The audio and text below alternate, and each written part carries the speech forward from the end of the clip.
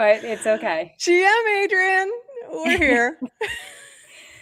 We're here. Hi, everyone.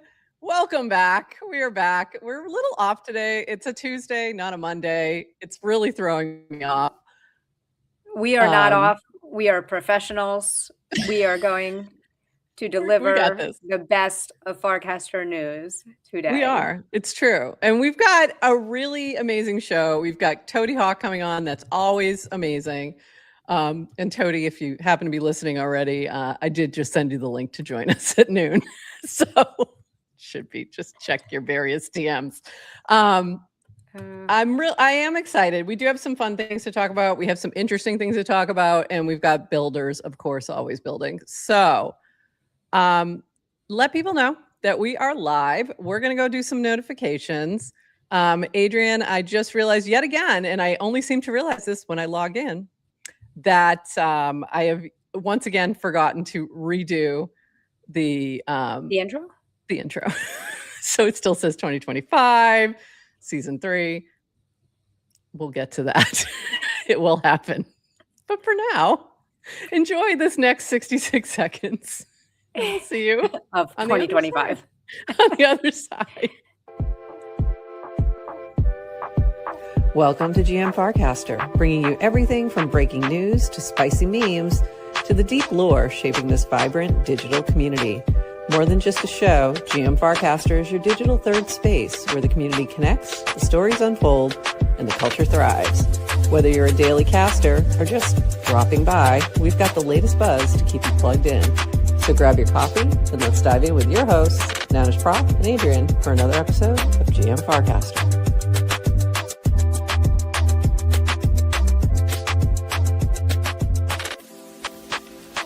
This episode of GM Farcaster is powered by Clanker.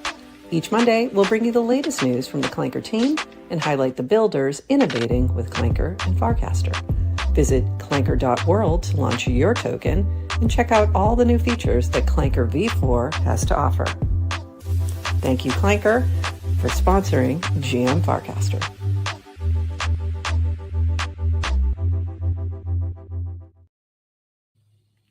GM Farcaster. It is Tuesday, January 13th, and you are here with NounishProf and Adrienne for 29 minutes of Farcaster news, actually probably a little less, to start your day. And then the fabulous Toady Hawk will be joining us to chat all about Betr and as part of our Clankcaster Spotlight. And Adrienne, I would like to say a very special GM to Nikita Bear over at Twitter. I'm sure you're watching. This is my background today. This is Beeple taking on taking up the fight to GM. Let me explain. But also but also GM. GM, everybody. So this is from Kenny to help us understand what is happening. And let me there we go. It was getting a little cut off there. So use following feed so you aren't subjected to the whims of whatever head of slop runs the algo feed on your social media of choice. He was responding to the Twitter user known as Bertie Madoff, but not Bertie Madoff, over on crypto Twitter, had said, yo, what happened to CT? I don't see who I follow, nor my friends. In October, so Nikita said in October, a new myth started circulating in CT that you need to reply hundreds of times per day to grow an account. However, each time you post, it uses some of your reach for that day. We can't show all your posts to all your followers because the average user only views 20 to 30 posts per day. So CT ends up wasting all their reach on replying GM hundreds of times when they finally post real content, like a project announcement. It only gets shown to 3 people. CT is dying from suicide, not from the algorithm. Now, if you've been here a minute, how do you think CT, aka crypto Twitter, responded to this? Rationally, logically, measured, with no emotion. Absolutely. I mean, definitely considering all the, various things he was saying. And yeah. He spent, I think, the past like 5 days basically just dealing with utter insanity, memes, like a token called Nikita Bohr. It's like there's a whole like thing going on, and it's like just crash out after crash out after crash out over on crypto Twitter. And this was my favorite part. My favorite one was people's response with the we're GM. marching. We're marching. We're GM protesting. Yeah, we're marching. Yeah, it just, I think this just really captured it. It really did capture it. So this morning, I think it was this morning, I think it was a few hours ago, Nikita did say, GM, it's fixed. I don't think so. I don't think so. Oh, I think you're I don't lying. know. I think you're lying. I think he just wants everyone to stop bothering him. Because you can just tell people it's fixed. It's fixed. He's like, it's fixed. I'm done. I'm done with this. GM, it's fixed. Look, his explanation actually makes a lot of sense. Like it actually does. And however, also AIs should be able to figure out like, yeah, is this a reply that your followers want to see? So it's also a little bit of a cop out. So yeah. I get what he was saying. I just think he triggered the masses and they just flipped out. And also, yeah, the algo is not necessarily so it's always been a challenge, and I have like spent all the time like trying to tweak my algo over on crypto Twitter. So I have one account that is just crypto stuff. It's still holding up pretty well. But I have to, every time I see something that is not crypto related, I have to mute, block, things like that on that account. I have a whole separate account that is like politics, and it's pretty much all politics. That's where I go to be sad. And then I go back for hopefully some positivity. And, I think there were some good, I understand what some people were saying. Like, I don't come here, I come here for this. I don't come here to see, all the other crazy stuff. So anyway, it's been fun. It's been fun over there, but it's fixed now. So don't worry about it. He also had said somewhere else that he was not in charge of the algo. So, okay. But in other Twitter news, because today we're doing Twitter news because it impacts us. Over here in Farcaster, tickers on X. So this was announced by Nikita. X is the best source for financial news, and hundreds of billions of dollars are deployed based on things people read here. We are building smart cash tags that allow you to specify the exact asset or smart contract when posting a ticker. From Timeline, users will be able to, and it goes on to, I'm not going to click into it, but essentially you're going to be able to learn, it's saying it's going to give you information about in real-time stock updates, etc., or updates on that token. Yeah. And as of right now, though, there's no wallet built in. You could still probably use Banker to do some things, but you won't be able to do anything directly until they build that part. And I'm assuming that's what would come next. So for now, this is more a better way to informationally get that, but not necessarily an like a way to immediately buy using that information as of now. But of course, it is starting to trample in on our territory. So we'll see how that goes. In other news, this happened. Most of the news that I have up front is not necessarily Farcaster. It's just Farcaster adjacent, because this was just, to me, a little bit like, what? One parenthesis, what? Eric Adams removed the liquidity from a token that he launched yesterday, and immediately removed the liquidity, pretty soon, removed the liquidity from it. I went to that token page over on Twitter, and it does say they were rebalancing. So basically he rugged the token. And the way I kind of read what happened, it felt very Sahil and Hayden Davis-like. So the ruggers who like to work with celebrities, talk them into how wonderful this thing is going to be, and then they rug. So that's what it felt like. I don't know if that's the case, but that's how I'm reading this so far. So this was and this Hayden just Adams. happened yesterday. Just happened. Yeah. So not even, I don't even know if it's that long. Like, I think it was yesterday, but it was like later in the day, late. afternoon. Yeah, I think it was late. So, and this is from Hayden Adams, head of Uniswap. This is just awful and incredibly stupid. Any way you cut it. Part of what's so sad is celebrities and politicians can easily monetize their fame without scamming. You can still launch a coin, not a rug, and leave the LP alone, create some utility, etc. So, yeah, not good. And you know what? It's really not good. Why it's really, really not good? Because the market structure, has to be. Not Sahil Open Rank, not Cura Sahil. The scammer Sahil, different Sahils. Completely. No, we like that one. So the banks are fighting the yield still. So the market structure or Clarity Act, there's a couple things here. One's in the Senate, one's in the House. The House has already passed the Clarity Act. The Senate had passed something. I don't even know if they passed anything. They may not have passed anything, but their bill was very different. So they're trying to get it so that they match, because they have to match. And then they take votes. So they were supposed to go into markup, which helps to pull these things together, takes things out, puts things in. It's supposed to be happening Thursday. Then there was a call for a full hearing. And then, so who knows? And then one committee pushed back their markup to the end of January.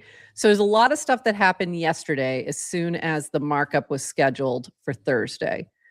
And what it's all coming down to really is that the banks are fighting yield on stable coins. So this is the really key issue.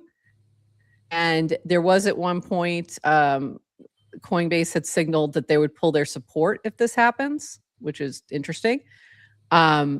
So this will be a big week for this. But, Eric Adams rugging a token, not good timing there, dude. Could you not do it this week? Maybe another week? Thanks. Anyway, so that's happening. Moving on to more local news. That was the national news. We're going to move to the local news now. That's great. I hadn't thought about it like that before, but that's what I'm doing. This from Brad Q. 29 seconds of Farcaster. What did you miss this weekend? We learned that Quotient Creator, Leaderboard, and Rewards will be back this week, starting tomorrow, sponsored by Betr. So that's exciting. So check out your Quotient Leaderboard, see where you're landing. Baraki released a new distribution method whereby Baraki Max holders, 10 million plus, were granted free shares of teams in the NFL playoffs. And in a couple other sports, Max were able to select a team in a pregame to get shares, a novel benefit to holders. Whereas Baraki put it, other models extract value. Baraki can give it to holders. And we talked a little bit with TLDR about this last week, that this was going to be a new experiment that was happening. So by the way, if you were here, if you were listening to GM Farcaster last Monday, you got some alpha. You could have got enough Baraki to be a Baraki Max, and you would have got this. I'm just saying. Alpha gets dropped here all the time. Just saying. Flexosaurus has hit it big with his Rewind MTV project, created when MTV announced no more videos. Again, you know where you saw it here first? GM Farcaster. You know where it is now? Rolling Stone. We had it first. I kind of love that. Really love that. It's been like everywhere in the news. We had it first. Pods sadly announced they will wind down operations, shifting the site into maintenance mode. Pages and pods will remain, but no development or maintenance. Many FCers expressed thanks for their work. And I do want to thank Lucas and Simmons and all the whole Eric. Pods team, Eric. It's been a really good platform for us. We'll still use it for now. It's still available. It's open. We're going to continue putting GM Farcaster on chain in that way until we're going to explore some other options, but we haven't made any decisions yet. So we're going to leave it there for now. And hopefully that'll at least be easy to do for the short term. Moving on. Kong's NFT shared a new Echo voice first mini app, which looks interesting. You can check it out here. This whole thread will be in our show notes. And then he shouted out that we weren't on yesterday because we weren't, but we're here today. Yeah, so a lot of things happening. That summed up a lot. I'm going to dive into a couple of those things a little bit more in a minute. This from Dish, Jack is back, taking a beat after a hectic year. Hits different. Catching up on some Clanker events. New politics token by Jared. Had a great call with him pre-Clanker. Igor trying out builder coins that was the slingshot. We talked about that last week. Vladdy, I think it's Vladdy. I don't think it's Vladdy, but I think it's Vladdy. I think it should be Vladdy. Can we call you Vladdy? Working on an app to claim your Clanker fees. Pizza is baking. What else did I miss? Oh, and then he said, Kevin MFer is back too. So yay, more dick butts on your timeline. Oh, can I clank for Dish? Yes, please clank for Dish. Okay. So Dish is back. We're glad he got a good break. He needed it. This from Deodad. I wrote a post covering a few of the core challenges we face building a production system for executing thousands of Ethereum transactions per day at Farcaster. I hope this can be useful to others and interested to hear other approaches. Happy to answer any additional questions you might have. So that is cool to see if you want to dive into the technical side. So Dan and Viv kinda are back. They've been they're back, but quieter than normal. So this from DWR, where is value capture headed in crypto? 4 primary places to make money on a swap. UI, asset is the issuer, DEX, chain. UI is the most lucrative today, but most pricing pressure and competition. Asset is the most durable, assuming you can maintain interest in the asset. Today, DEX isn't too competitive, but in the medium term, expect it to be commoditized. Chain is a good business, but UX improvements at UI layer means consumers won't care what chain. Ultimately, it comes down to liquidity, best price, and execution. So Dan's back to drawing little things, which I enjoy. So that's good. So just something to think about. And you kind of also gives a little insight into what they're thinking about. So I think that's useful. Any thoughts here? No, happy to see Dan drawing again. We like the drawing. And no, the only thought I'd say is like a lot of this, what he's talking about specifically is on a swap, like where to make money on a transaction. And I think it's a nice reminder that crypto is not just about transactions, also about ownership. So just like with any sort of asset, you can just hold. Yeah, you can just own. And you can not, it's but true. He's talking, I think, more to founders looking to if the Senate and House allow, you may even earn some yield on some of that. But we'll see. We shall see. This from V wrote up some thoughts on passkeys and why we shouldn't use them for crypto wallets that want a consumer grade UX. Special thanks to Horsefax and Deodad for all the research that went into this last year. And I have not read this yet. Have you had a chance to read this? Yes. Okay. Yes, Thoughts? I did.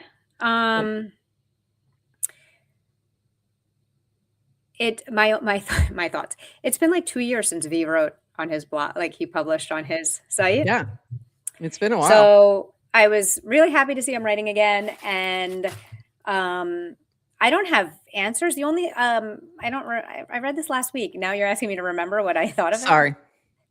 I casted my thoughts. I forget. It had something to do with he's talking about how passkeys, because they live on a device, aren't necessarily the best for consumer wallets that you're going to use in multiple places. And I think we have really smart people thinking about these things, and very grateful for smart people thinking about them. I had a question, because shout out Splits, which we know we use for our banking, like we use passkeys for approving Splits transactions. And I was talking about how I was able to kind of use passkeys on one device to authorize transactions on another, yada, yada, yada. Didn't really get clarity on exactly how that works. Different. But I think one of the things Varun was saying here is like passkeys are good for account ownership. Mm-hmm. It's like the one, but not necessarily for every ongoing transaction that you. That makes sense. That makes sense. And he offered an alternative pattern for, instead of having to kind of like sign everyone, is in your account ownership, like taking your seed phrase and embedding it into okay. SB. So it's kind of like you can. Okay. Interesting. All right. Well, if you want to read this, it will be linked in our show notes and you can dive in for yourselves. The weekly Clanker Roundup is back. So this is good. Sharing major updates from builders in the Clanker ecosystem. And I'm not going to read this whole thing, but it does cover Surge Pro from Product Clank, Sky Castle, Retake, Pool Fans, Likes, Runner, Bays, Minted Merch, Habs, Checker, Indexy, which is $I, and House. So go check that out. And shout out to for House, because that is what I need to go to next. Hold on one second and do one thing. I do see Toady Hawk down there. We're going to bring him up in just a moment. But I do need to just show one more thing that we need to talk about before we bring him up. And that is our auction. So we've been using Late Night on Base, Bill's new auction house, for an opportunity to curate a cast for our shows. So I have not done one for tomorrow. I will put one up right after the show. So it's going to be a little tight there, but we'll have it available, and that one will be in Habs. But today's show was in Betr. So in honor of Betrmint and Toady Hawk coming to join us in just a couple minutes. And the winner of that auction was the fabulous Javaboo. And why am I having an issue here? Who won this for the new politics token. So there is a new token for the politics channel. So this is from Javaboo. Dish and DWR, the politics channel, finally joined the Clanker network, hoping this token will help us further our mission of growing the political community on Farcaster. So politics has launched. They did do an airdrop to those who were holding Buster tokens, which was one that was for this channel previously. And then this is a little bit more from Javaboo. I'm excited for the future of $politics and the politics network. The newly released token is already fully integrated with our political prediction mini app, polycast.xyz. We're going to be working with Kenny to support individuals to take IRL political action via Pixar didn't happen, Hoidbot. DGenCommunist.eth and I are hosting the weekly politics show every Friday at 1 p.m. And we're giving weekly airdrops to everyone that casts about politics via Cura.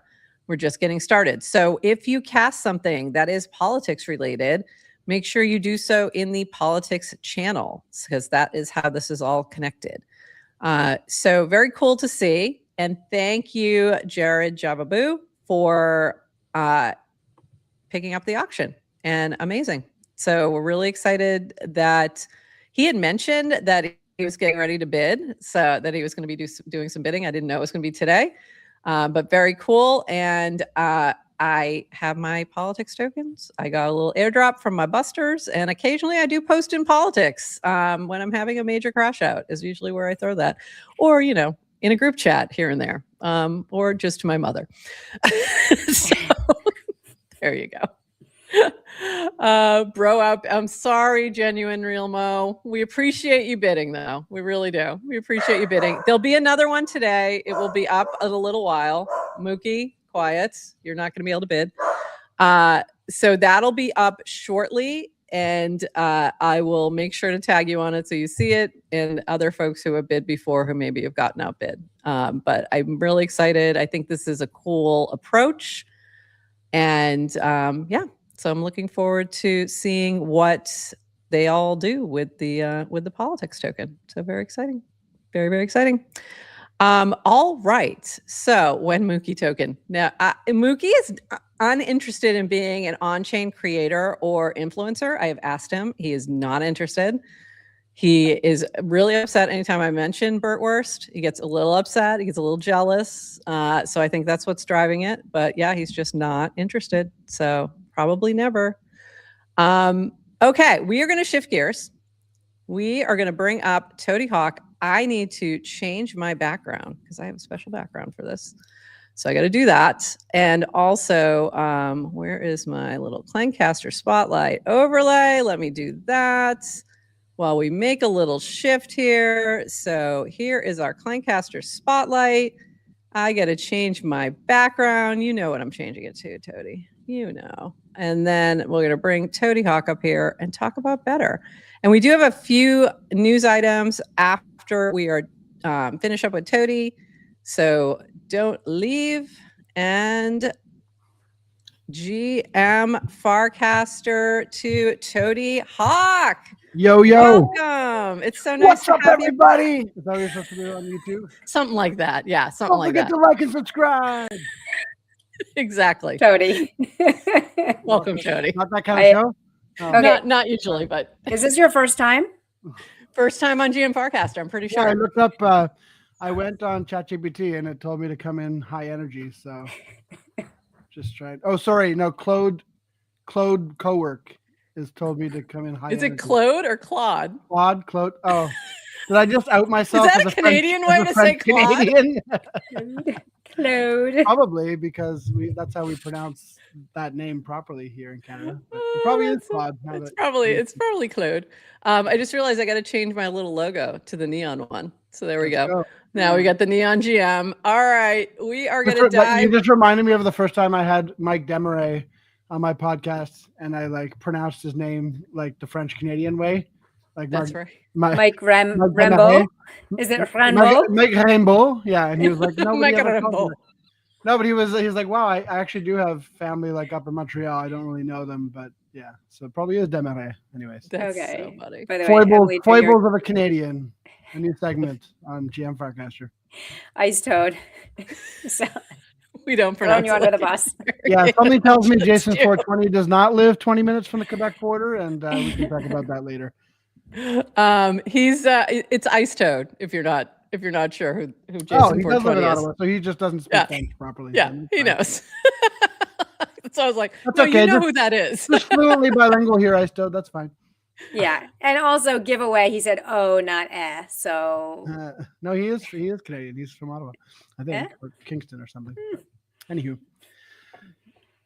we so digress as usual. We seriously digress. And welcome to Toady on GM Farcaster, where we seriously digress. I just call it Claude because I make everything rhyme with toad. That's actually There you go. That's my That MO. actually makes a lot of sense. that tracks. That actually tracks. By the way, I'm wearing a lovely Let's go. designed by Toady shirt with No, that's not from- designed by me. That's designed by Frankie. Oh, right. But well, anyway, but it coordination is with a Yellow you. Collective limited edition sweatshirt. From Farcon. Actually, Farcon we Venice. found some of those. Q found a bunch of those in a warehouse recently, so we're gonna do something fun with them. Maybe Do like something. do a spin on Betterment and give some away because they're limited edition. They're pretty dope, and yeah, They're really cute.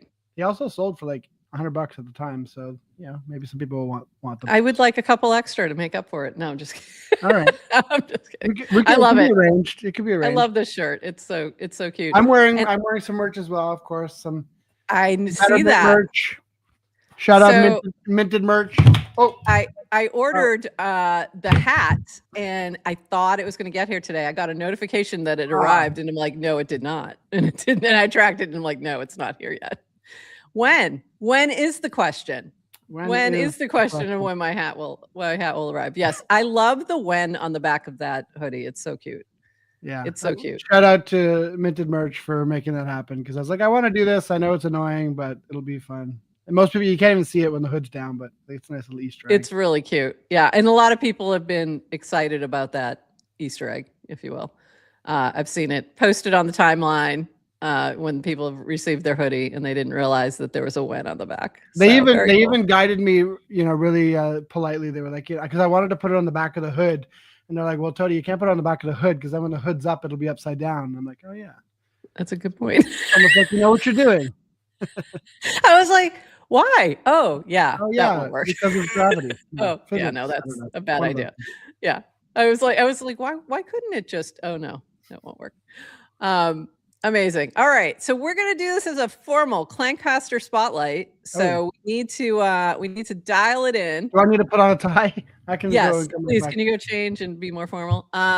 What I mean by that is we're gonna start for a little bit from scratch. Usually when we've had you on here so many times from like pre-Betterment and from, pre-launch of Betterment, all these things, but we want to make sure that if there's anyone new who doesn't know what Betr and Betterment is, we want to start from scratch. So Tody, what is Betterment? I didn't know that it was going to be formal. Just give me 1 second. Okay. Sorry. I've seen him.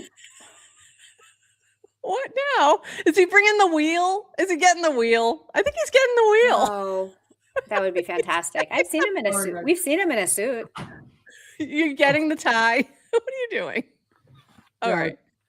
Okay. This is like when you were at Dev Connect. Yeah, we got to get my pink tie on. I just didn't know it was a formal clanker spotlight. I thought you were getting the wheel or something. Like, I'm wearing a baseball hat. This is not that type of formality, Tody. There we go. Okay, much better. Much better. I'm ready. All right. So let's re-roll. What is Betr and Betterment? So Betterment is a mini app, a very popular mini app on Farcaster and the Base App, and it's all about getting creators and founders paid for their creativity in an interesting way. And we've had a pretty amazing year. Well, not quite a year. It's been like 3 quarters, almost exactly, like 9 months since we launched. It's only been 9 months? Yeah. I mean, you can grow a baby in 9 months, so I guess it doesn't sound that impressive, but 9 months, 9 months since April 28th. So we're coming into sort of our 4th quarter of Betterment, but we've done 129 rounds of the game. Our users have done over 140,000 spins, which represents over $250,000 of revenue or volume going through the app. Wow. As a devco, we've done over $300,000 in revenue if you include sort of Clanker trading fees, shout out Clanker, and prizes that we've won in hackathons and whatnot. Speaking of hackathons, we won the On-Chain Summer Award for top live mini app at the time, which was in September. We were also selected as one of only, I think, was it 30? I forget how many, 50 projects that were selected to go to Argentina for Base Batches Incubator, which was really fun. Our North Star has always been to help creators and artists find a venue to get paid for their creativity. And we've been able to pay over $80,000 in rewards to creators over 9 months, which we're super proud of. We've got like over 10,000 active users per month, and we've pretty much permanently been in the top 25 on the leaderboard for the last 6 months or so. So really proud of the community that we've built. And speaking of that too, I think we're one of the only projects, mini app projects or token projects that has really put a huge emphasis on building an organic community around the app and around the token. Burr has been a big part of that. We brought her on as our CFO or Chief Fun Officer a while ago now, like 7 months ago, I want to say. And she's been just, keeping the vibes up, doing poker contests and art contests and interesting things on the timeline. And I think like that, and combined with our staking, because we also have native staking for our token, which pays out over 30% APY, and that comes directly from our app revenue. So we're basically just sharing in the winning that we're doing with the app with people who stake our token. I think those two things, like having a community focus with Burr and all the games and the Better Believers chat that we have, combined with the staking, has really helped us to kind of weather this more recent downturn in the market over the past few months, where a lot of projects, frankly, have just been like decimated to like a tenth of their former worth. Well, not worth, but market cap, which can make a founder feel like it's their worth. Sometimes it's really tough. But anyway, hold on, pause 1 moment, Adrienne. Adrienne, your market cap is not your worth. No, it is not. It is not. You're good enough. You're good enough. But building a project with building a out there. project with a live token is not for the faint of heart, and it is hard. It is hard not to take the feedback personally, and you just have to kind of roll with it. But I do think that like building a community and having like useful, like actual utility and token sinks for your token can sort of help make that a little bit less volatile. Definitely. And I think Burr's been crushing it with a lot of fun things, but also the kind of the contests that you've had with different artist contests or just different pop-up things that have happened. The awards that you did some Betr awards. We talked about that on here. That was really fun. That was sort of a last minute, not a last minute thing. We thought about it a little bit, but the holidays are crazy busy. And so we're trying to pull it together at the last minute and make it part of we do a sort of like every 3 months, we do a Betr Bomb community airdrop where we take tokens that we set aside at the very beginning of the project and we distribute them out to our most loyal, best app users, basically. And we do that every 3 months. And it's basically based on karma, which you can earn by doing different things in the app and holding and staking the token, etc. And we thought, well, we'll have a little fun with it. And the day before we do the airdrop, we'll do this like awards show. How hard could it be? And then like I ended up getting like super flamed by my wife and my family for spending like maybe 8 hours the day before New Year's, just like writing out the thread. And we were actually going to do a live stream, but Burr wasn't feeling well, so I was like, I'll just do it as a thread. It won't take long. It did take long, but it was worth it, and people really appreciate it. It was like partially data-based ones, like who had the most spins and who had the most wins and who had the most staked and this sort of thing, and then it was partially kind of like high school senior yearbook type awards for like interesting things, people who were bringing the most happiness to the chat and these types of things. So that was really fun. Yeah. Number of wins. So if you don't get the when why when is on the back of the hoodie. I mean, within the Betrmint chat, if you're in there, if you're one of the Better Believers, you'll see as the spin time comes up. So it's at 3 p.m. Eastern, Monday, Wednesday, Friday.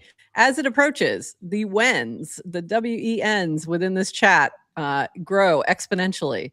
Yep. So was there a win? I think there was somebody who had the most wins or something. I don't remember. I don't think that was one of them. Oh, okay. I thought it was. Although Leo, shout out Leo Vito, I think that's how you say his name. Leo Vito actually made a bot at one point that would count how many wins, precursor to a round. So that was kind of fun, both in the timeline and in the chat. And it becomes this like sort of community thing too. It's a larger crypto Twitter, crypto type of thing anyway that everyone knows within our ecosystem, but then it becomes like a special little targeted thing for the community that they can kind of tag onto, which I think is fun. I feel like it's reclaimed too to some degree too, because usually that meme is like when moon, like when the guy's going to do something, but in our community it's like a lot less aggressive. I think anyway, it's more so like when are we going to spin and have some fun? Yeah, so exactly. I'm going to take off my monkey suit if you guys don't mind. You can take off the tie now. You can take off the tie. I think the bit has run its course. Yeah, it's run its course. Yes. I don't want to ruin all your clips. I do want to do a demo here. So you guys have updated the demo, which is great because the interface changed. So I wasn't sure today. I was like, "Ooh, I hope it's." The interface changed almost a month and a half ago now, and then NetKnows, my technical co-founder, has been working on some of the other ancillary pages. So we did the main demo and the main flow of the app so that people would feel it every time that they use the app, but there were still a couple of pages like the staking page and whatnot that hadn't been redone, but some alpha, actually the new staking terminal is going to be released in the next 24 hours, let's say. So keep an eye out for that. It's pretty slick. I've seen the mock-ups for it, and it just sort of brings the staking terminal up to the same aesthetic as the new rest of the app. So Yeah. So essentially what you're seeing here is this is the most recent spin, I think, Yes. right? Yep. As part of the demo. Mhm. So It always does that. It always defaults to the. oh, that's most cool. recent spin. Yeah.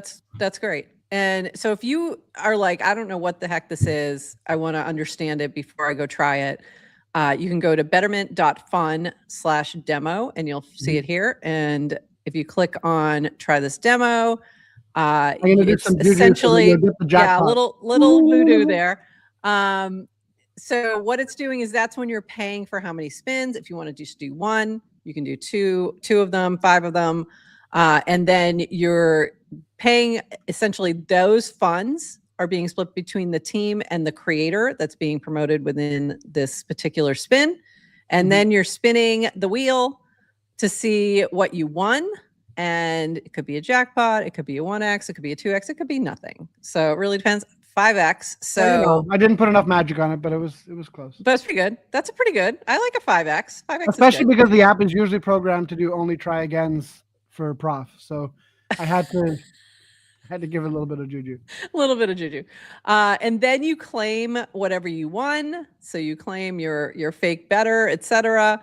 And then you can then share and earn some karma points. It'll tell you what you won, what you got there, and then you can mint again if you want to spin more. What are karma points while we got you here? So karma points are just off-chain points rather that you accrue by just doing different things in the app every day. But unlike a lot of points programs, they actually are used for our periodic actual liquid token airdrop. So they do have some real implied value. And it's just a way to sort of track, people who are using the app who aren't missing spins. If you have a streak going, for example, and you don't miss any spins, you get multipliers, so your karma goes up exponentially. We also have quests in the app too, where you can do certain tasks like swapping Betr on using our Matcha API in the app, and you get karma bonuses for that. Sometimes we'll do poker tournaments for karma bonuses. So there's lots of ways to sort of just use the app, participate in the community, and earn karma, and then be rewarded for it in our sort of 3 month period of airdrops. Awesome. So let's turn a little bit more to the Betr token. And so when you launched this, you launched it kind of stealthily before you launched the mini app, but in conjunction. And so why did you choose to do that? And what were your thinking around some of the, like the way that you set up that particular drop? Yeah, so people sometimes ask me that, like when you first, were thinking of making a mini app, were you wondering at first whether you should do a token or not? And in my case, it was never a question because the token was an integral part of the entire design of the app. It's part of the incentive viral loop, and it wouldn't have worked without it. And the inspiration for Betterment originally came from incubators like Blueprint, for example, shout out Blueprint, who were taking in creators and basically teaching them how to use tokens and meme coins as incentive pools, essentially to get people to collect their content on Zora or on their own platform, Blueprint or other minting platforms. And so I learned a lot going through their incubator, I guess over a year ago now, 18 months ago now. But one thing I realized is that if you didn't have any built-in distribution yourself, if you didn't have a lot of followers, then it could be difficult to use protocols like Boost XYZ or Layer 3 because you could put $1,000 worth of Betr or $1,000 worth of ETH into an incentive contract to try to get people to mint. But if they don't know it's there, it's like if a tree falls in the woods and no one's around, then they won't be incentivized to go and do the thing. And you would see that in practice where some people would put these pools in there and they would just sit there on pods or elsewhere and they wouldn't get claimed because there was no distribution driving people there. And so the idea for Betterment was like, what if you could, create something fun that people would put into their calendar to say on these days at these times, like HQ trivia kind of model, I'm going to show up and I'm going to have some fun and I'm going to support a creator. And it turned out that, we made an MVP, NetNose and I, just to see if it would work in practice, if people would like to do that. And turns out they did. People would sort of, the rounds were always and still are oversubscribed. people will rush to try to get their little dopamine rush for spinning and get their variable reward. But ultimately, the founder or creator that we featured in the app, has their goal reached in that they get double distribution. They get the chance to distribute their token on chain, like their content token on chain, and they get sort of traditional distribution in the sense that people will see them and see what they can do. And I think that's important for creators, is that a lot of the ways we try to give token or sort of creators exposure or distribution is just like only the exposure, and you can't eat that. So you need to have both. Yeah, you can't buy groceries with exposure. You can barely buy groceries with money, so you definitely can't do it with exposure. Definitely can't do it with exposure. Okay, so looking at, and I will say, actually, before I move to my next question, I would say that our the pods that we did, our token that we did with Betterment, I think was our highest claimed one. I'm pretty sure. If I go back and look, I'm pretty sure that was the one. So which proves that our point, which is that I think that people want to support creators. They just need something to get their butt in the seats to do it. They need an incentive. Yeah. Mm-hmm. Yeah. So they need a little push. And I think the consistency of this also is really helpful, that it's the same time, it's the same days. And so people can, I literally have a timer set on my phone. So, and that's, so if my timer goes off and I go into the chat, because I'm a Betr believer. I've got my 50 million Betr. Actually, I've got more than that staked now, way more than that staked. I just keep restaking. You're making money. It's like 30%. Yeah, I just keep restaking, and I don't think about it and just leave it there. I think I have a little bit in my wallet just because I just like to have it in my wallet, and just to flex. Just to flex. Yeah, really. That's really what it is. So I'll usually, my alarm will go off. I go in there and I do my spin, or I say when the spin's not ready. So yeah, you're not wrong. Like a lot of people have shown us that they literally have Betterment spins in their calendar so they don't miss them. So I think I just have it in my little clock and my little timers. So it's an alarm. It says Betr. Yep. Just go spin. And then I just, come back every time. And I've been able to collect some amazing art too. It's been amazing art.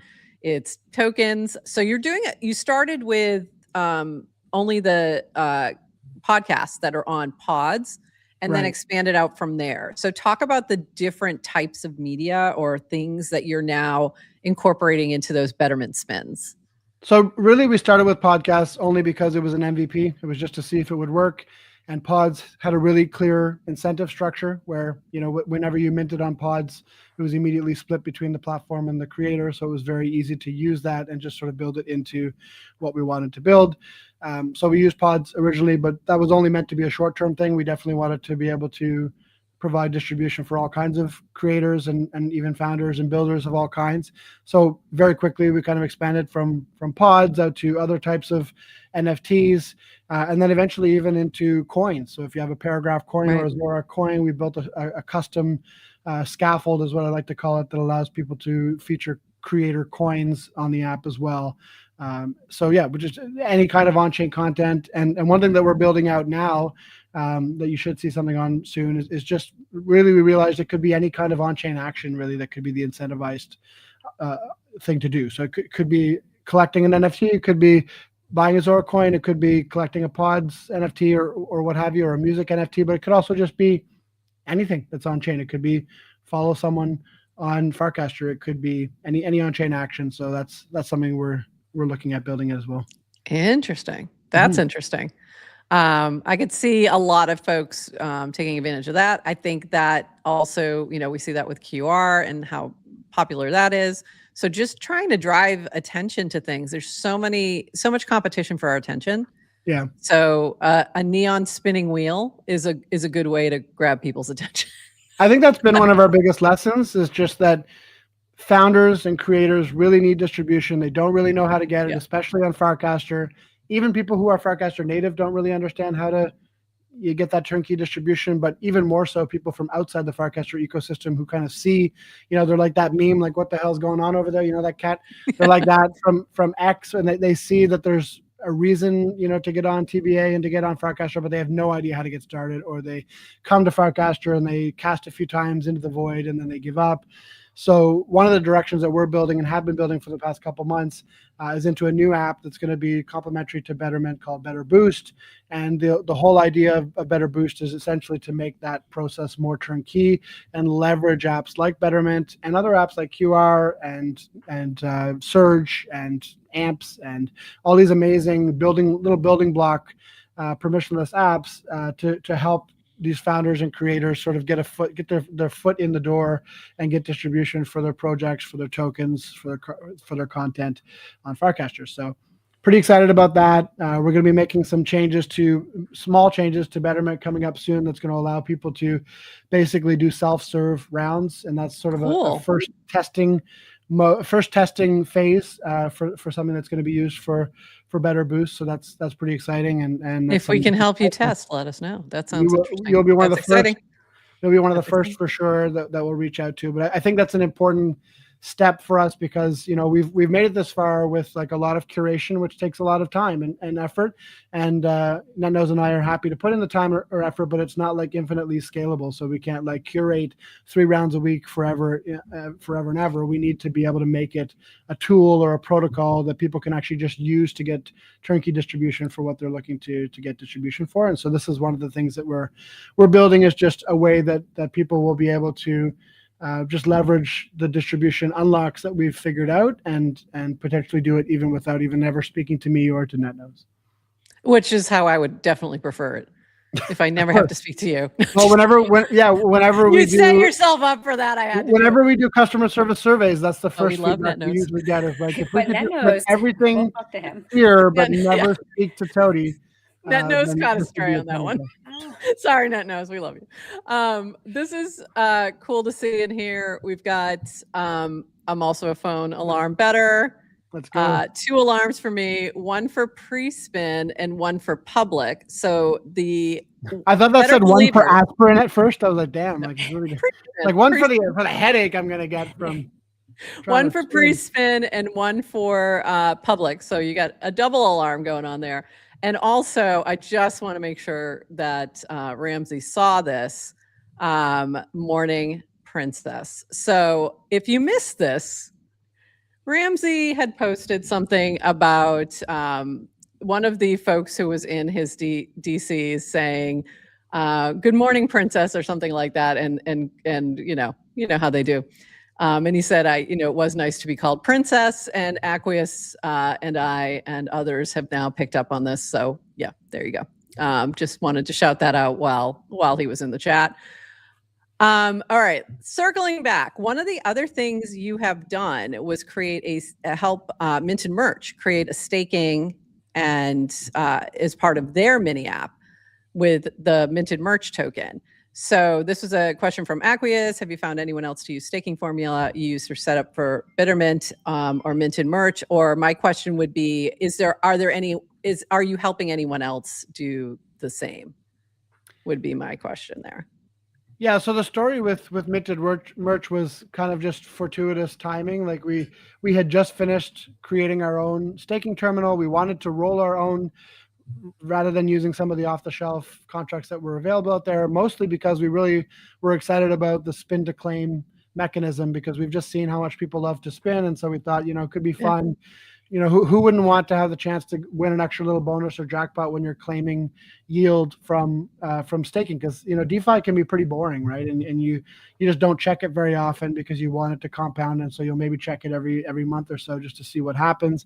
And sometimes when you do that, if you're staking all over the place, you'll find that your token's gone to 0 or that DeFi protocol got hacked, and so you're not paying attention to your position. So the idea was, well, what if we could, have a secure staking that was audited and it's in our app, and your tokens are safe. But if you go in and you restake them once a day just to check in, then you'll get a chance to win additional bonuses. And people have not surprisingly, people have loved it as much as they love the other spins, and so that's just helped us to keep the DAUs up on our app, keep ourselves trending on that trending app list, and just give additional bonuses and extra chances to win to our community for staking and believing in what we're building. And so all that being said, when we built that, our friends Savage over at Savage and Cat over at Minted Merch were just thinking about doing staking themselves, and they were like, well, is this something that we could work on together? And so we just made a deal with them, and they gave us a grant of some of their tokens to use in some rounds, and we built a clone version of our staking terminal for Minted Merch folks, and that's been live since I want to say late September, mid-October. And it's been going great. I think they've been really enjoying it as well. To answer Aquios's question, we have been in talks with a couple other projects that saw what we did for Minted Merch, and nothing final yet, but we're definitely open to it if it makes sense for both parties. And it's pretty easy for us to clone it over for another community. We do have a question in here, so I'm going to throw this out here. I love Betrmint. I just find myself doing 3+ confirmation transactions when spinning. Is this user error, approved stake, etc.? I think you're talking about the staking, because the staking does have the other things. Can you just explain that a little bit? So if you're doing one of the regular content rounds, you should only have 2 clicks, maybe even only 1 if you've played before, because you will have already approved. So you click to approve, and then you spin, and that's it. And then you'll have another transaction, of course, to claim your prize at the end. But with the staking, it is a bit different, and that's because part of the sort of incentive deal that we're making is like, if you spin the wheel, you are claiming your stake and then compounding it and restaking it, and in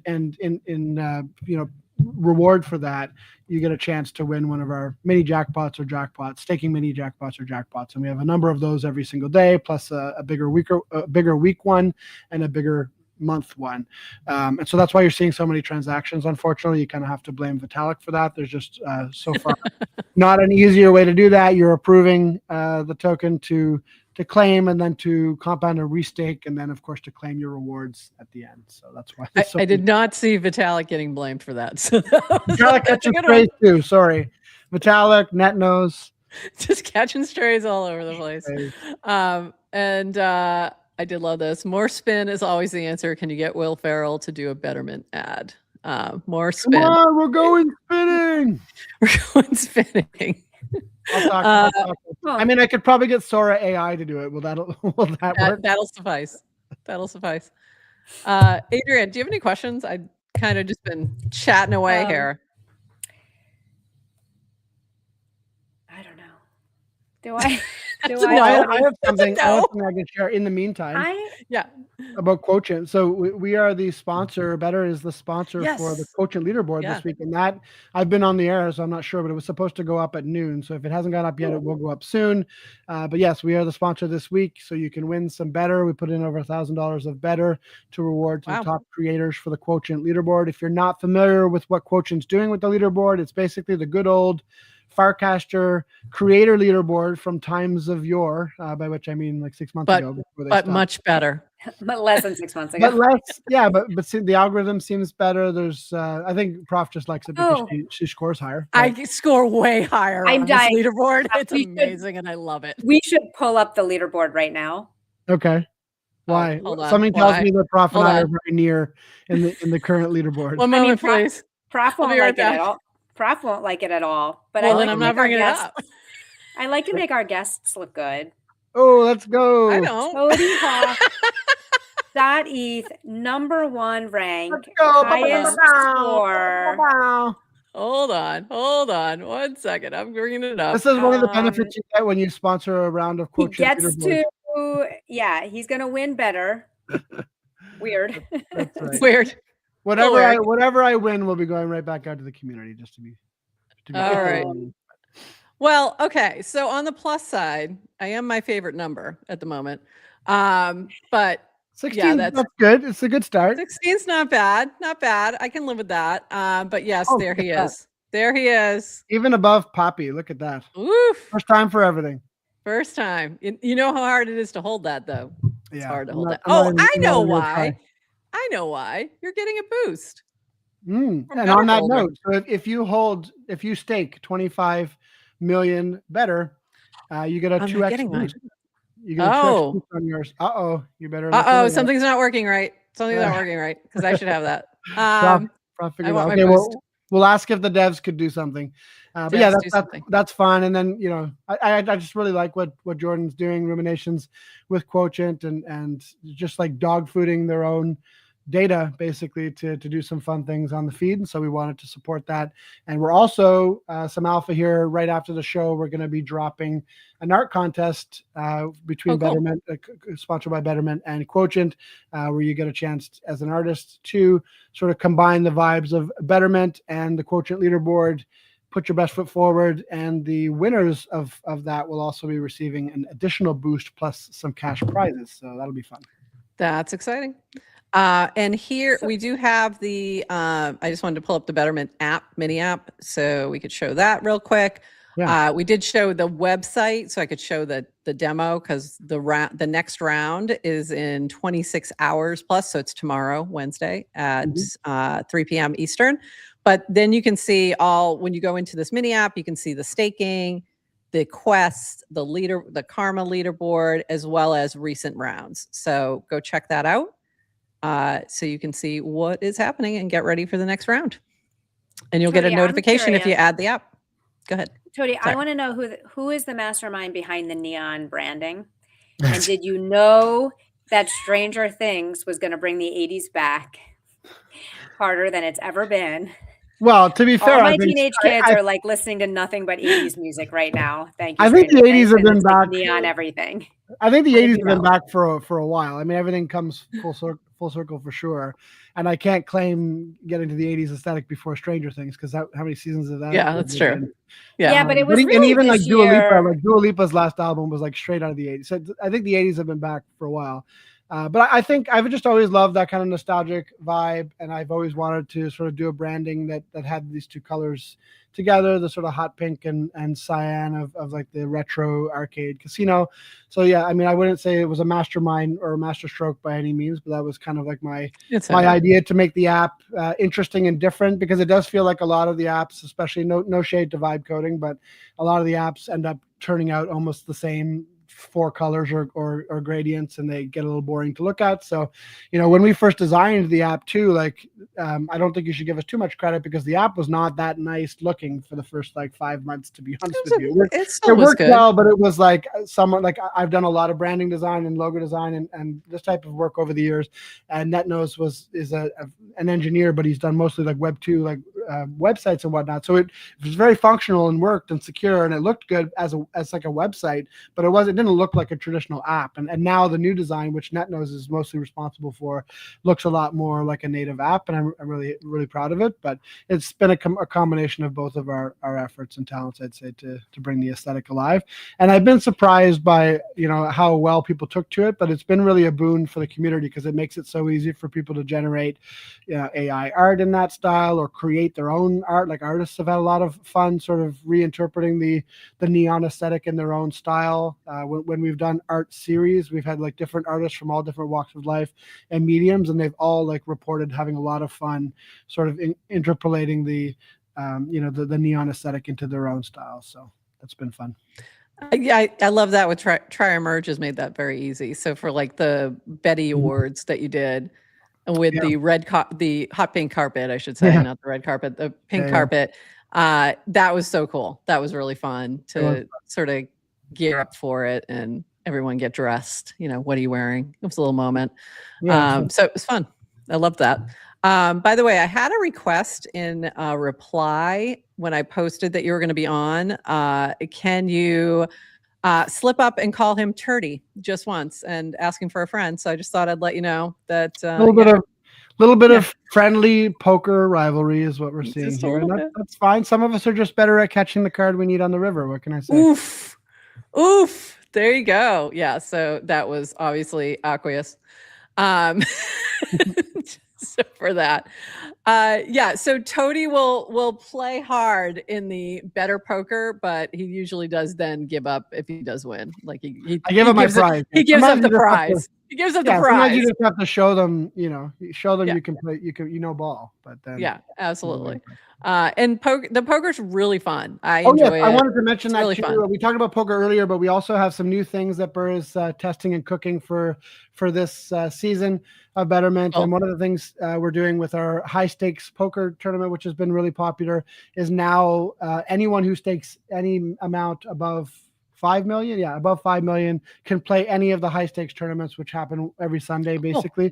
Before, what she was doing, which was still really cool, it was like the first week was 5, and then the next one was 10, and then 25, and then 50, or maybe 5, 25, I think 50, 100. Yeah, it was 50. Ended up at like 200 at one point. Yeah. And there's not that many whales who are active on Farcaster who have more than 200. Shout out to the folks who do, like IT Bullet and Seller and that purple cat that's always around. So that purple cat. I was like, and I think that purple cat too. But it was getting to the point where it was like we only have like 5 or 6 people who were ready to play on a Sunday for the high stakes. So I love what Burr's done with the new format, which is basically that anyone who stakes more than 5 can play in any of these tournaments, and the more you stake, the more you can win. So it's like a sliding scale if you win the prize. So a little bit extra incentive for people with the bigger stakes, and I think it'll be really fun. And we're also cooking some other interesting community initiatives with Burr that'll be coming soon. Hopefully she feels better soon. She's been under the weather with a really nasty cold all through the holidays, and hopefully we get a regular sassy Burr back in force. We did have her on. She was my co-host last Monday. She did great, but she was definitely struggling towards the end. Yes, she was struggling, but she made it through. But I hope she's feeling better soon. It's been so. Did we cover everything? Did we miss anything? I want to make sure we've got all the. There's one other thing that I'd like to say, if I could, is we've been talking a lot over the holidays, NetNose and I, and thinking a lot about the future. And one thing that we just wanted to emphasize about our community is that NetNose and I consider the Betr token now to be the canonical token of Betr Labs. We incorporated as a dev shop basically in October before going to Argentina for Base Batches incubator. So we are officially, Delaware C Corp. We plan to use what we've learned with Betterment to build on it, expand it out, make some new apps. Maybe we've got some stuff cooking, and we just want people to know that if you hold our token, you've been here since the beginning. There'll always be benefits to holding that token. And there may be some news, sometime soon about what that could look like.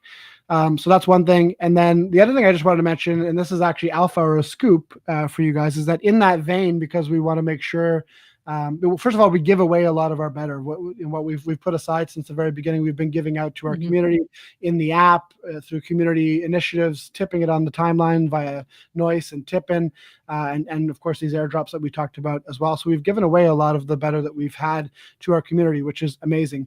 But we wanted to make sure that we are still super aligned and invested with what we're building.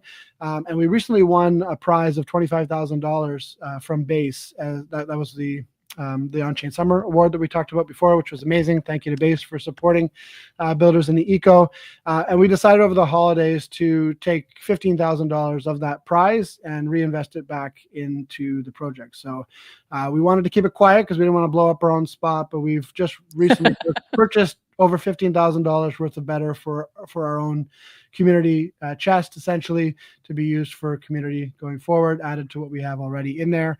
And that was a combination of over $10,000 of market buys over the holidays, as well as a $5,000 OTC sale as well. So over $15,000 worth of Betr added to the coffers, and maybe more to come, but just want people to know that we're still very much believers in what we're building, and appreciate everybody who has been a believer in what we've been building to this point. And that's a little bit of alpha, because that has not been announced yet and will be soon.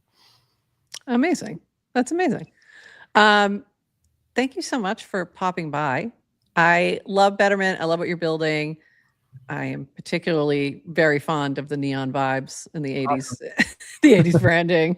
I was just in Vegas, by the way, at the start of the year. I know, and it was so fun because there was so many vibes. There was such an interesting vibe. We went into some of the very older casinos over on Fremont Street, like the OG Strip, and some of them are just very nostalgic vibe. I mean, you're choking on cigarette smoke the moment you walk in, which isn't great, but the aesthetic, the visual aesthetic, not so much the oral aesthetic. No, what's the smell? What's the word for smell? Olfactory. Yeah. That's the one.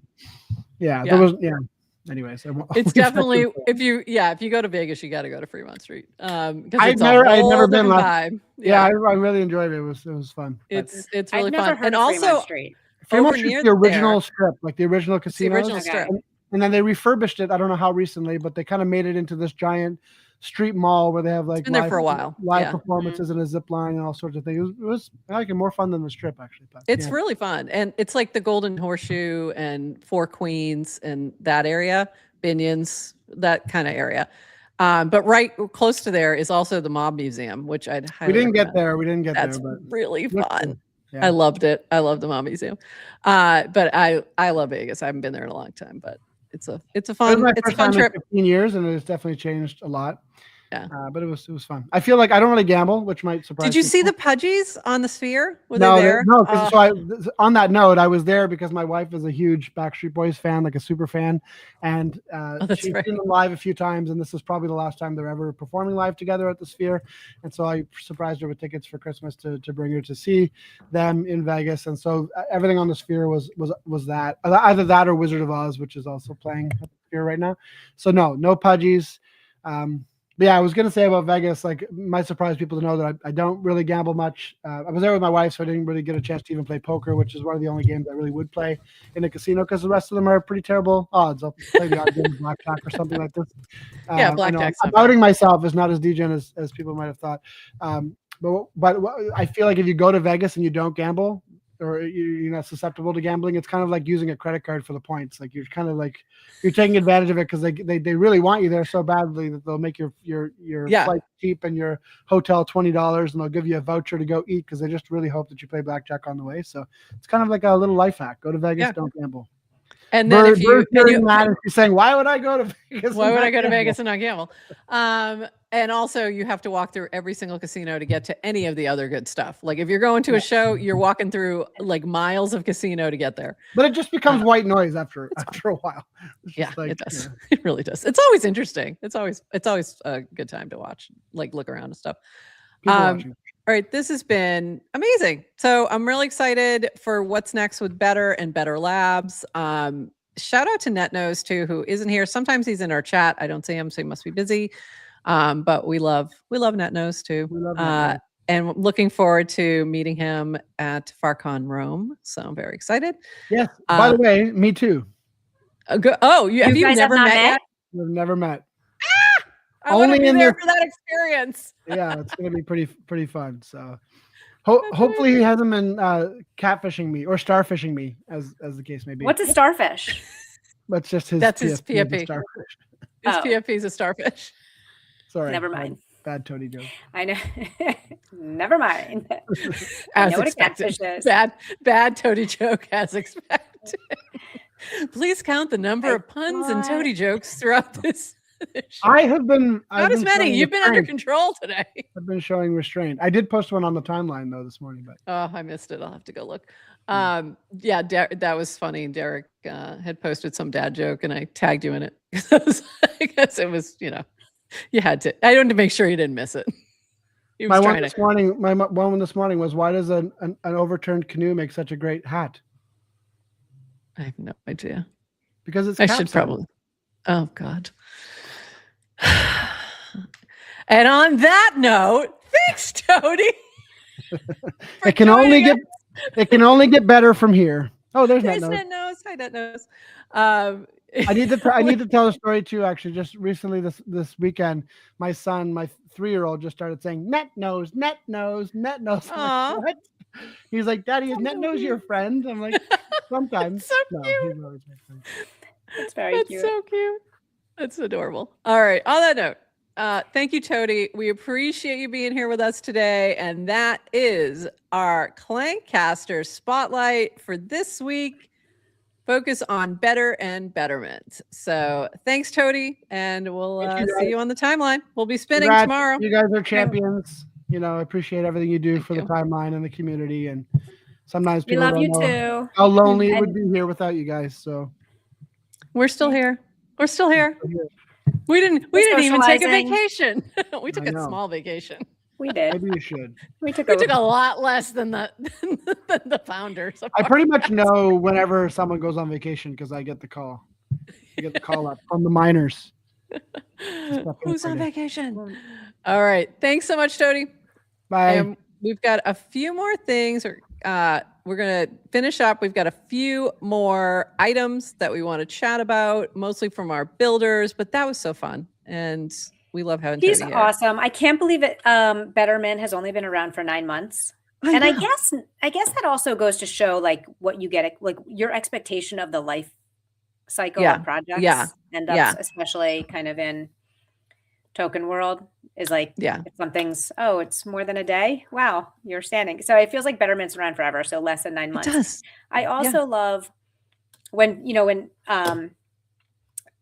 Farcaster acquired Clanker, they were talking about how do they do spotlights on different clankers and how do you educate? Because there's so many, and we do our partnership to try to do these deep dives. And I just love how little of the talk is about like the token price. What is Clanker? It's a token launcher. Yeah. There's tokens, but we're really not talking about even the mechanics of how the token was launched, what the price is. And it's all just what is the utility and what is the project behind and what is the builder. And I think it's really cool. And in this case, how is it benefiting creators and others? So it's a collective type of approach as well. And I love that.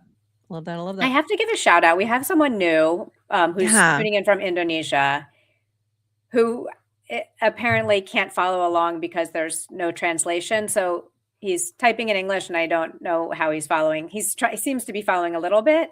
And I asked him how he found our show then. And he said, obviously from Farcaster. So welcome. Welcome. I guess there's no translations when you do a live stream. I think there's a way to do it, but we'll have to look into that. There's a way there's something to incorporate, but when the recording comes out, it should allow for a translation. So yeah. And if you do listen to us through translation, let us know how it is. Yeah, I'm scared. Hopefully the translation is good. Hopefully it makes sense. It won't. It won't. We use too many weird words. All right. We've got a few other crazy things that have happened that I want to share. And I don't know did you even see this happen? They were showing Polymarket odds at the Golden Globes as they were going into commercials. The first one they showed, and that got a lot of attention because it's the first time that they've had a podcast category. So they were showing the odds, which I had already predicted she was going to win. Said that a couple weeks ago. But I hadn't bet on it, and I'll talk about that in a second. And so this was really interesting. There was a lot of feelings about this, not necessarily positive, from the normies who are watching the Golden Globes. So think about the audience of the Golden Globes. But this is the type of thing that you can, put some funds on in a prediction market. And so it makes sense to me why Polymarket would partner with them. And then there were also Kalshi ads during the Golden Globes. So that was the first time I've seen that. For those who may not know, Polymarket is built on crypto, on Polygon.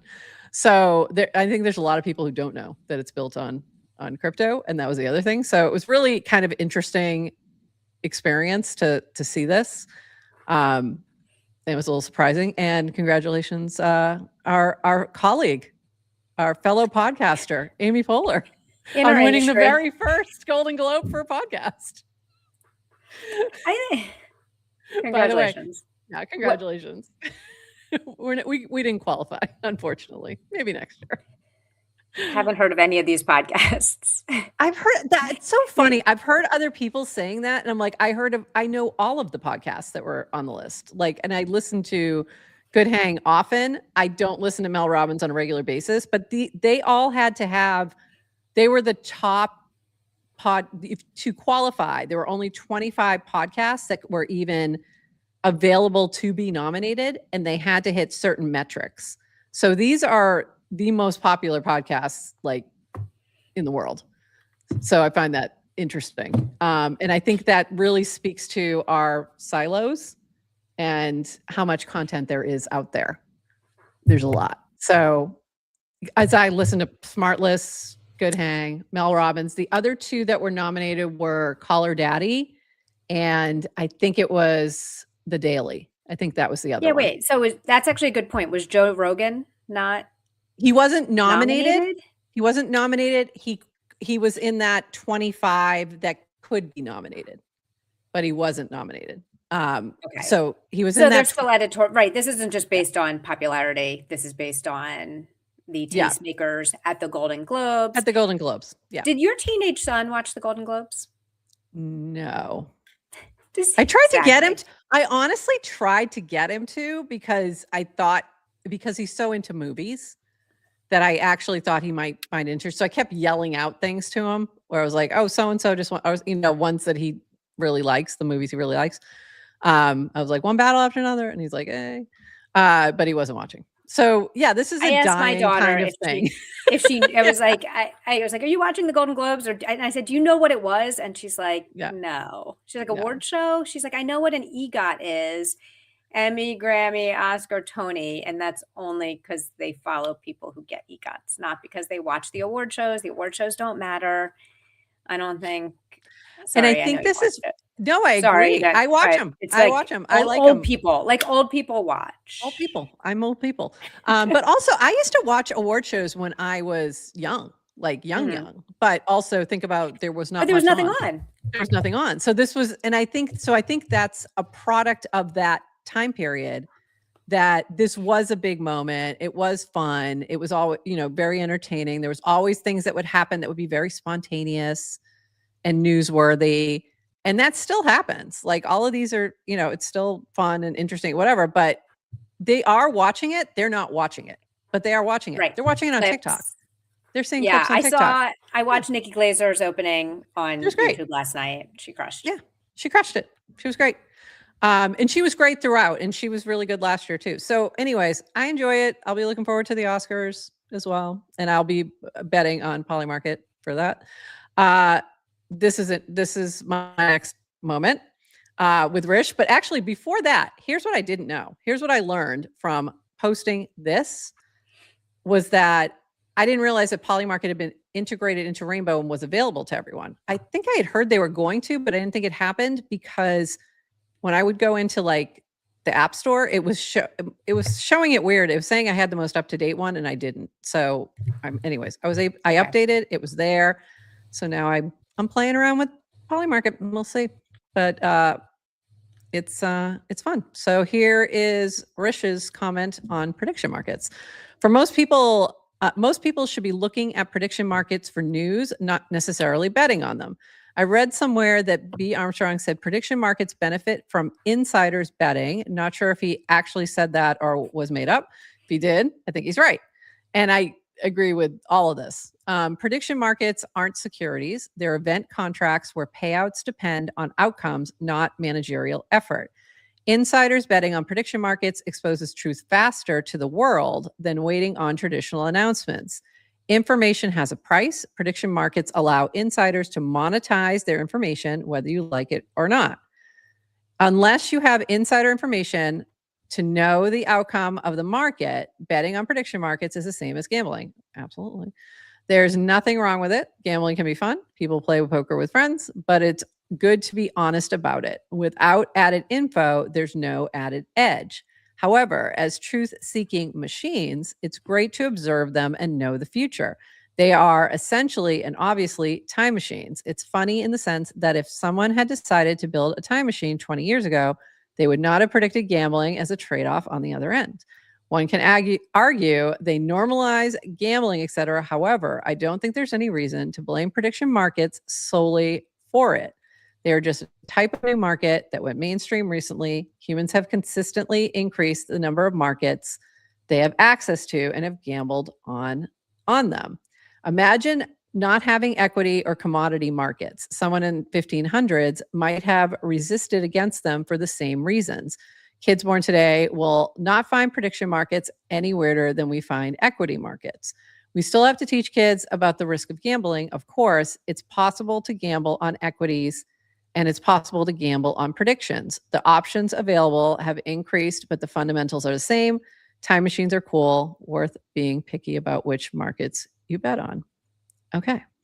So I thought that was really well said. I think there's a few things that I'm looking at with prediction markets. One, it's fun.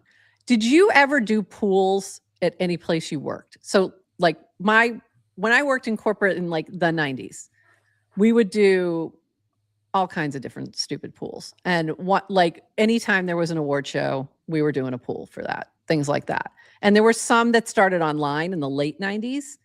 But before that, it was like a piece of paper and you're, and you're throwing $1 in and that kind of thing. And some of that's mostly about like, can I guess based on what I know about this that you may not know as much about? Like, you know what I mean? Because I've watched all these movies or whatever. And so it's the same kind of thinking, but also just for a fun thing. Like, is it fun to make bets with friends? Like we did bets with friends. Yeah, we did Oscars. We did same kind Super of thing. Bowl. Well, did we gamble with our friends? Sure. Yeah. So I think there's that. And I think where folks are getting a little upset is around the insider information. So I think this framing is a good way to look at it.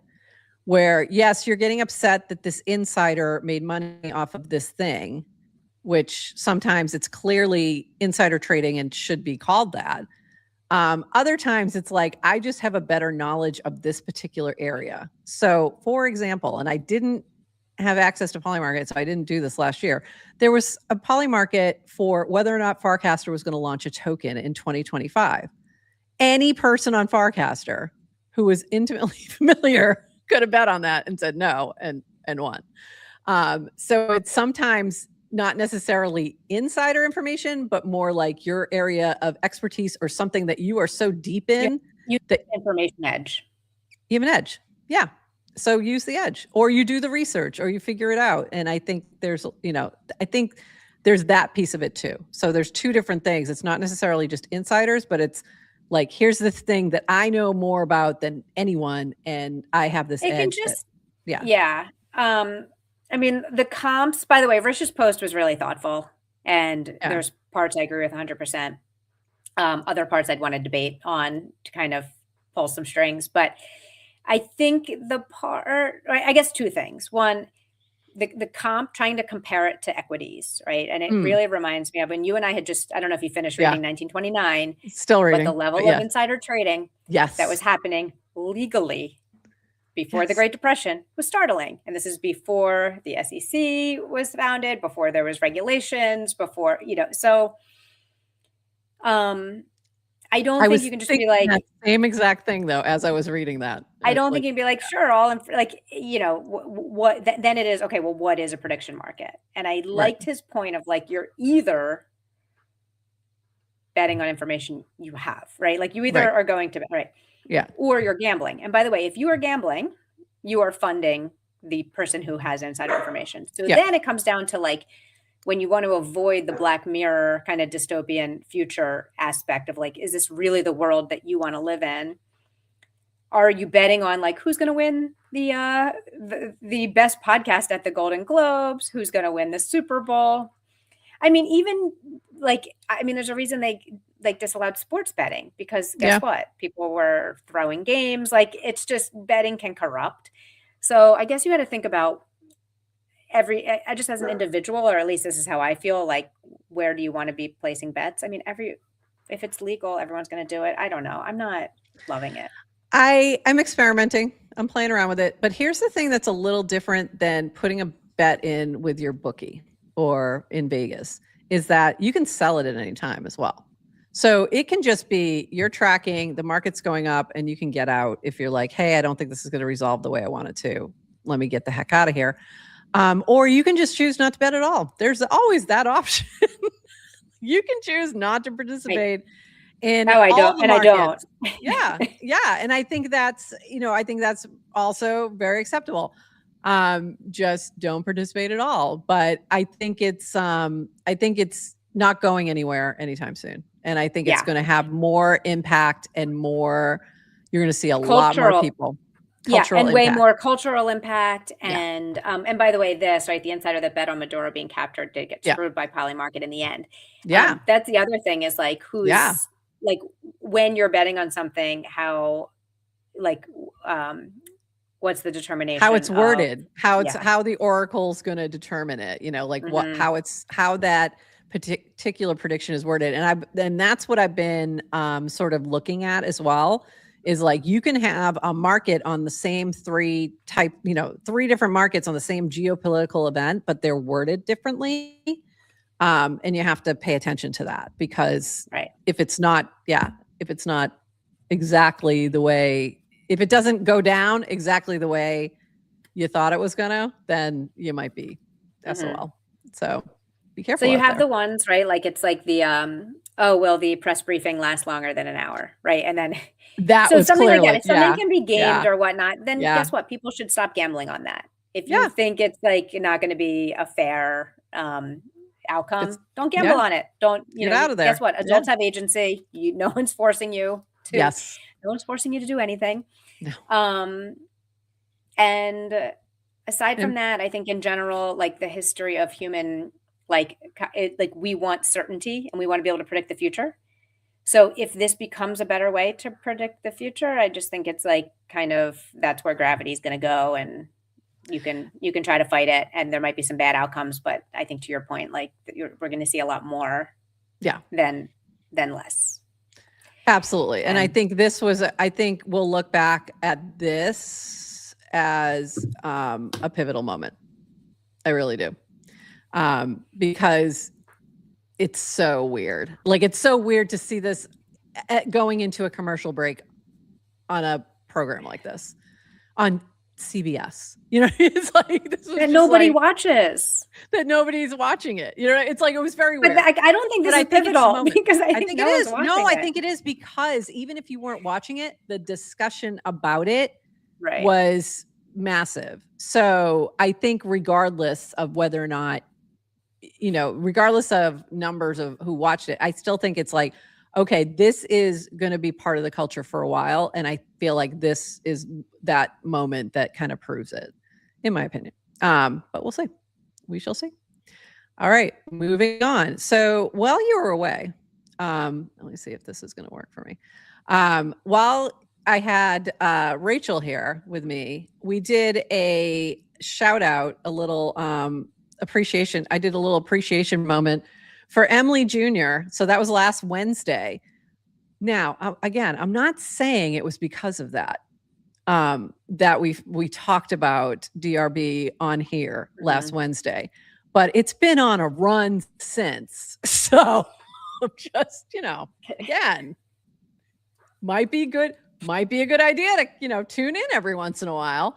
But again, like Emily Jr., just, hats off to your persistence is all I can say. So this is from him. The #1 trending AI meme in all of crypto, as categorized by CoinGecko, is on Base, and it was created publicly on the X social feed by Grok with our own banker and clanker, DRB. So it's having a moment, and I love to see it because he's been relentless. Quick shout out to our friend Zal. Whoops.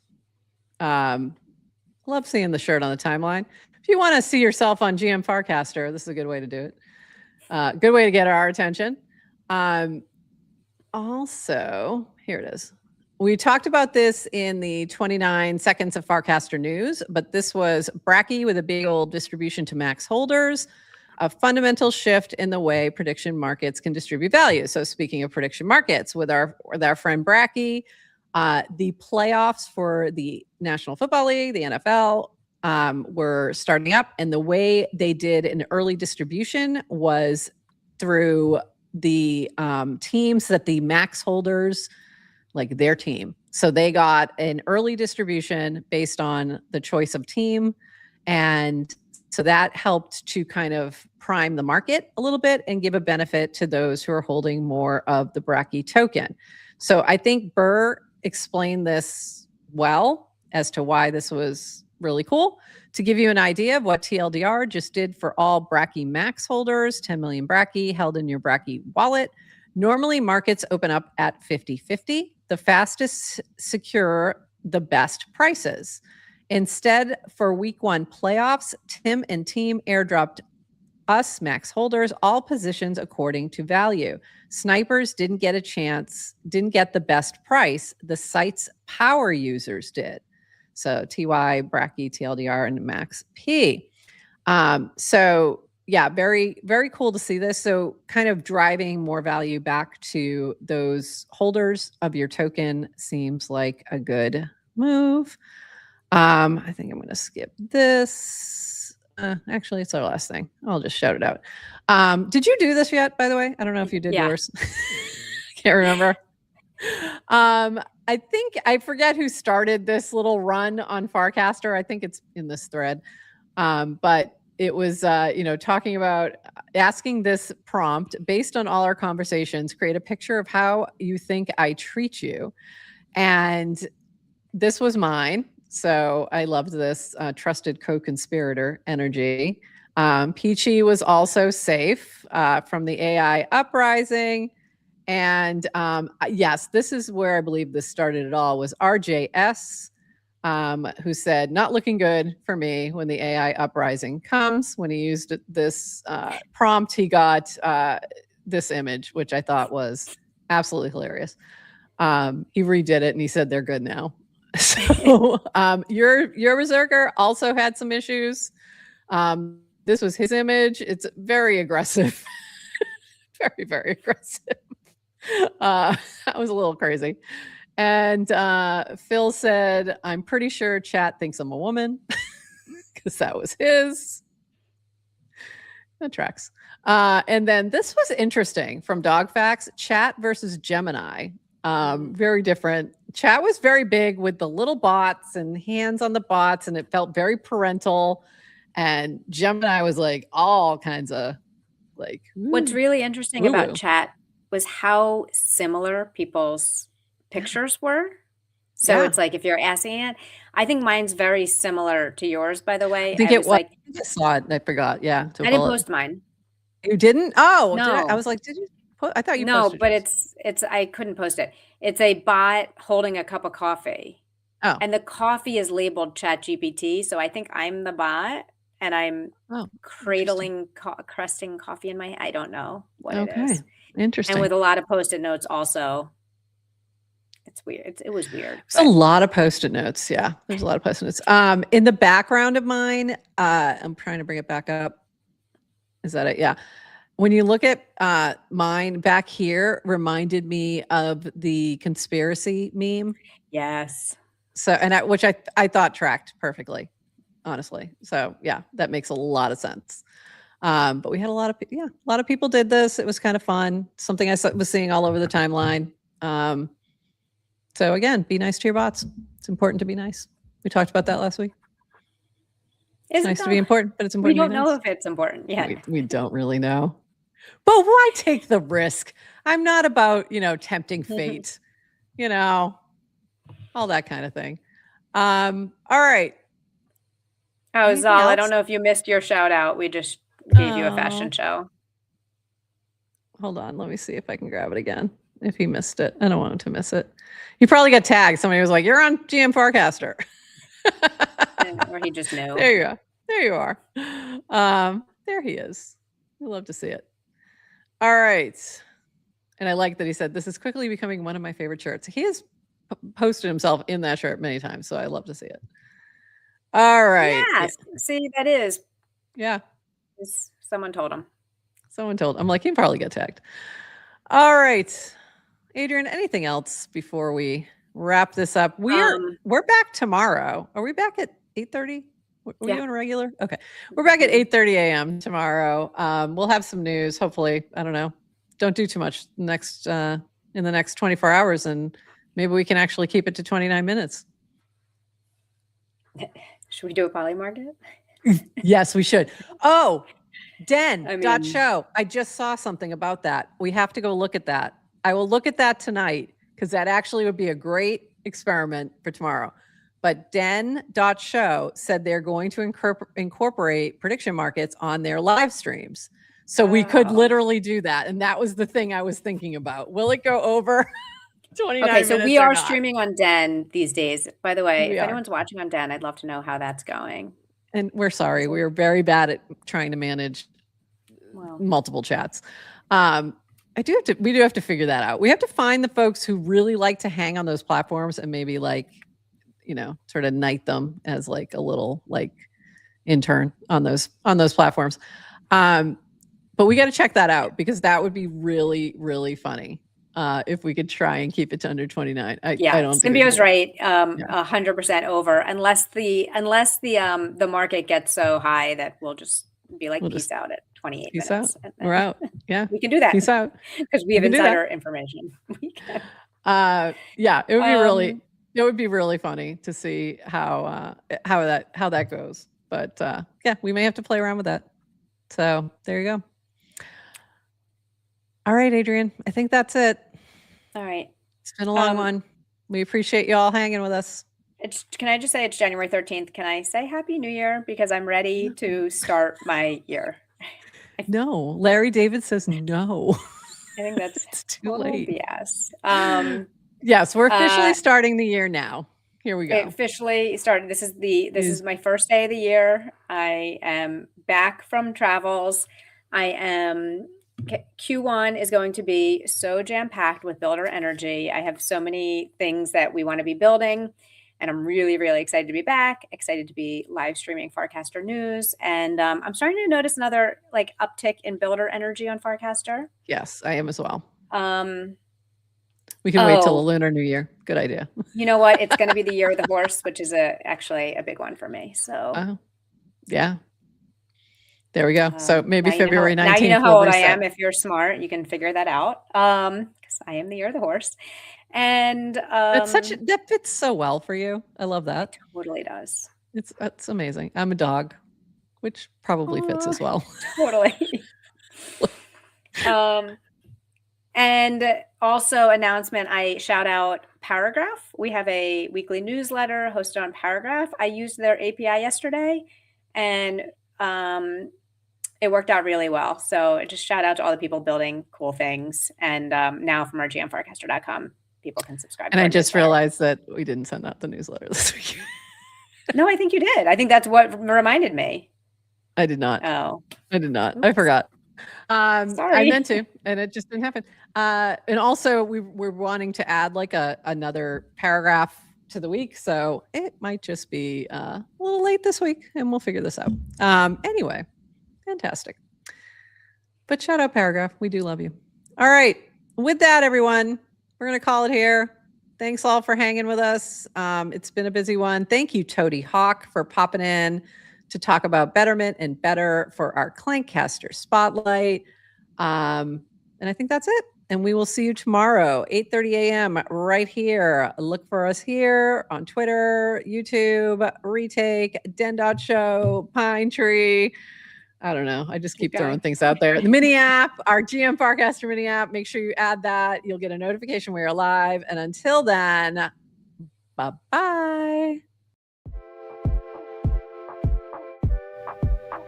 Thanks for joining us for this episode of GM Farcaster. And thank you to all our partners and HyperSub supporters bringing this episode to you. Follow the GM Farcaster channel for all the latest updates and add our mini app on Farcaster and the Base app. Until next time, bye-bye.